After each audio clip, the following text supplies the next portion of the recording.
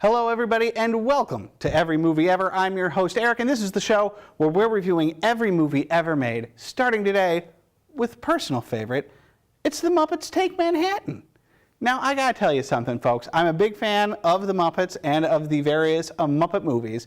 Muppets Take Manhattan is a favorite from my youth, and I gotta tell you, I think it is the most underrated of the Muppet movies. Now, that isn't to say that it's the best. I think that the Muppet movie is better, and I think a case could be made for the Muppet Christmas Carol. However, Muppets Take Manhattan then would be right up there. It's fighting with the Christmas Carol for me as far as the next best. A lot of people like Great Muppet Caper. I like Great Muppet Caper too.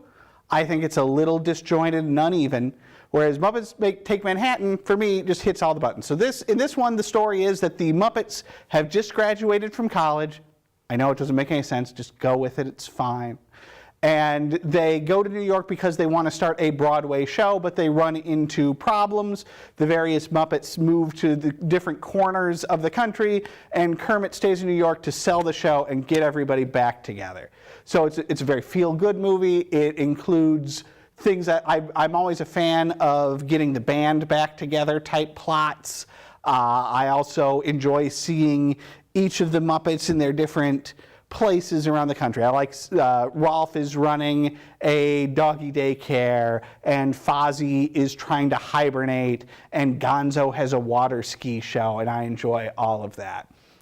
There's some really good songs in here, some really good, and again, I think underrated songs in the Muppets pantheon, particularly the Somebody's Getting Married song at the end. I very much enjoy those. Now this is also where we get the Muppet Babies from, as there's a song sequence featuring Muppet live action versions of the Muppet Babies, and while that's a bit cloying, it's also somewhat effective. You can see why they felt like now this is a franchise unto itself. The Henson Rats are featured prominently in this one, as they all work at a diner that Kermit hangs out at, which is a really fun conceit, that all these rats are working behind the scenes at the diner. There's a Greek diner owner in the movie who's a very sweet voice of wisdom in the movie. I really enjoy him. There's also a narrative turn toward the end. I mean, I guess spoilers for those of you who are worried about being spoiled for a Muppet movie, wherein, as we come to the third act, Kermit gets amnesia and he starts working at an ad agency with other frogs. I love those ad agency frogs, that Gil and Lil, and I love it. I love it so much. I love this movie. It's a really fun one. If you haven't seen it for some reason, I think that you should. Muppets Take Manhattan, 4 stars.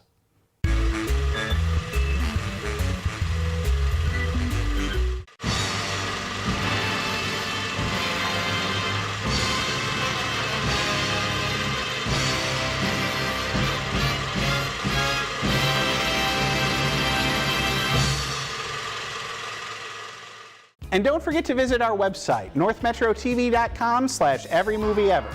There, you can watch reviews of every movie we've ever covered here on the show, as well as complete episodes. That's northmetrotv.com/everymovieever.